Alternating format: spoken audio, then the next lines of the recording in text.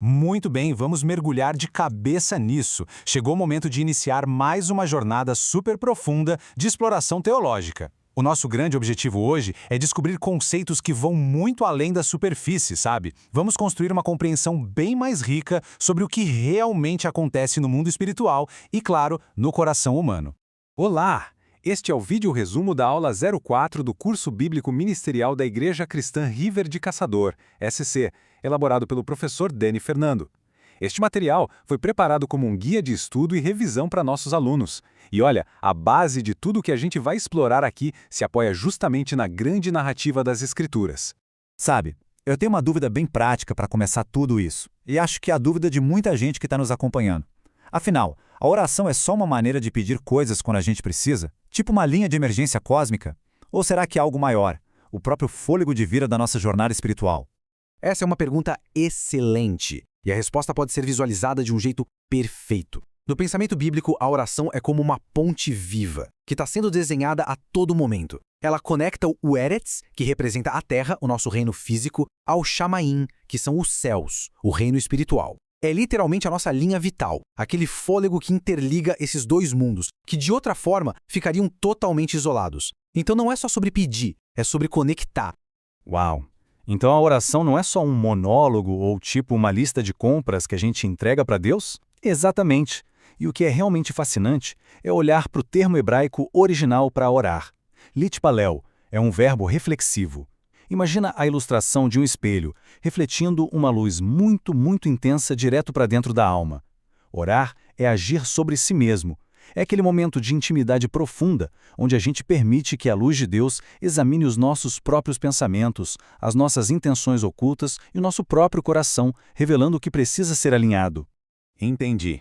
Mas e o Pai Nosso? Onde ele entra nessa estrutura toda de examinar o próprio coração? Aí é que tá.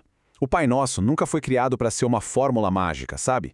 Daquelas que a gente repete no automático para conseguir um resultado.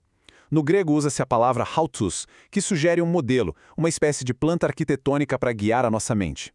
Dá para notar como o esqueleto dessa oração começa priorizando o kavod, que é o peso e a glória de Deus, seguido por malkut, que é o reino dele, e é só depois dessas duas prioridades absolutas que as necessidades humanas, como o pão nosso de cada dia, aparecem na estrutura. É um mapa super claro de prioridades espirituais. Certo, mas como seguir essa estrutura realmente muda a gente por dentro? Porque, convenhamos, só colocar as prioridades em ordem parece mais um exercício mental do que uma transformação de vida, né? O grande segredo para essa transformação está no devekut.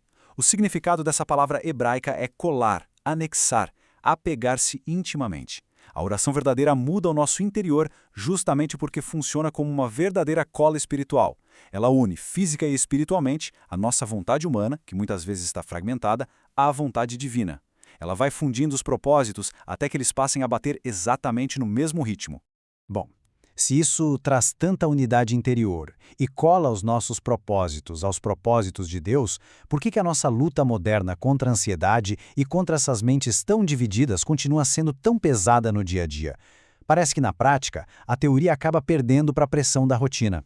A resposta mais profunda para esse conflito está de novo lá nos idiomas originais. Fazer uma comparação direta revela muita coisa sobre a nossa condição. Meriminaunou, no grego, desenha de forma perfeita uma mente fragmentada, literalmente sendo puxada por cordas em direções opostas pela ansiedade e pelas preocupações do dia a dia. Do outro lado, a gente tem o antídoto, Shalom. E Shalom não é só o silêncio ou ausência de guerra, significa inteireza, uma paz perfeita que traz completude. A oração atua cortando essas cordas da ansiedade e reunificando a mente que estava despedaçada, devolvendo a integridade completa para o nosso coração.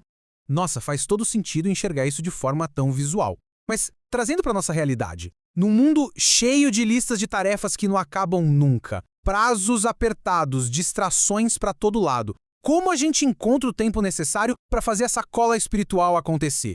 A falta de tempo é, sem sombra de dúvida, a maior desculpa do mundo moderno. Para vencer isso, a gente precisa entender como o tempo funciona dentro da mentalidade bíblica. O conceito de Cronos, que a gente pode representar por um relógio, é aquele tempo digital, implacável, passando segundo a segundo. É puro volume, correria, quantidade, mas em total contraste com isso, existe o Kairos, que é o tempo da oportunidade, o tempo focado inteiramente na qualidade. É aquele instante exato, decisivo. Pensa naquele momento crítico em que um padeiro precisa tirar o pão do forno para não queimar e ficar absolutamente perfeito. Isso é kairos. E o ponto crucial dessa questão do tempo está nesse verbo grego aqui, exagorazou. Isso significa redimir ou comprar de volta o tempo, lá do mercado caótico das distrações do mundo. E isso exige muita intencionalidade. É preciso um esforço ativo para resgatar aqueles minutinhos preciosos do fluxo impiedoso do Cronos, pagando o preço de abrir mão de algumas coisas para transformá-las em momentos kairos, que são repletos de propósito divino. Legal. Mas, além da falta de tempo, que é a barreira do relógio, e as outras barreiras internas, tipo a distração ou o peso da culpa, como a gente lida com tudo isso? Essas pedras de tropeço que atrapalham o nosso caminho são chamadas de mikshou, e dá para desmontar cada uma delas se a gente prestar atenção na raiz do problema. A distração constante, ou perispalmai, não é curada com mais força de vontade, mas sim com um foco exclusivo em Cristo. O desânimo que esgota o fôlego da alma e é chamado de ekekel, a gente combate com a emuná, que é a fé firme e inabalável. E por fim, a culpa, kataginosko, que tenta agir como um promotor de justiça implacável na nossa cabeça apontando só os erros, essa só pode ser silenciada pela graça imerecida. Entendi perfeitamente. Foco, fé e graça como antídotos. Mas e sobre aquela instrução famosa, tão repetida por Jesus, de orar no quarto? Como é que isso se aplica quando a gente precisa acessar essa graça? Naquele ensino super clássico, Jesus usa o termo tameion. A imagem de um cofre antigo traduz isso muito bem. O tameion era o cômodo mais secreto de uma casa antiga, uma despensa íntima, a tesouraria. A ordem de entrar nesse lugar secreto significa acessar um ambiente completamente sagrado e protegido, onde os tesouros mais valiosos do relacionamento humano com o divino são mantidos em total segurança, literalmente blindados do barulho e das pressões lá de fora. Esse ambiente protegido faz muito sentido, mas lá dentro desse quarto secreto, como é que a gente consegue ouvir alguma coisa que não seja o próprio eco da nossa mente turbulenta? É aí que entra o demamá. É um silêncio muito mais profundo do que simplesmente ficar de boca fechada. É como se as ondas sonoras do mundo fossem se achatando completamente até virar uma linha reta. Não é só não ter som ou ruído, é uma calmaria tão absoluta no espírito humano que exige a nossa atenção total e focada. É somente nesse nível extremo de quietude que a gente consegue captar o Kol Demamá Daká, aquele sussurro fino e suave por onde Deus nos orienta e que na maioria das vezes acaba sendo abafado por todo aquele barulho do Cronos que a gente falou agora há pouco. Nossa, isso é fascinante demais. Esse contraste entre o barulho externo e a calmaria interna, e isso me faz lembrar na hora daquela citação impressionante sobre Enoque, que diz: andou Enoque com Deus e já não era porque Deus o tomou para si. A grande questão é, como é que se chega a esse nível de intimidade na prática? Como se consegue viver essa instrução do Novo Testamento de orar sem cessar, se a gente não tem como passar o dia inteiro trancado dentro de um cofre? Então vamos avançar e ver como toda essa construção teológica chega no seu grande clímax. A resposta definitiva para essa oração incessante está no termo Vaiti Halek. Essa palavra aponta para um caminhar contínuo, uma direção compartilhada no mesmo ritmo exato que se estabelece como um verdadeiro estilo de vida permanente. Quando isso acontece de verdade, a oração deixa de ser só mais um evento agendado no calendário do dia e se transforma na própria atmosfera ao nosso redor. Da mesma forma que a gente não precisa colocar um alarme no celular para lembrar de respirar porque é algo natural e vital, a oração constante passa a ser a respiração ininterrupta da alma, acontecendo naturalmente enquanto a gente caminha lado a lado com o Criador.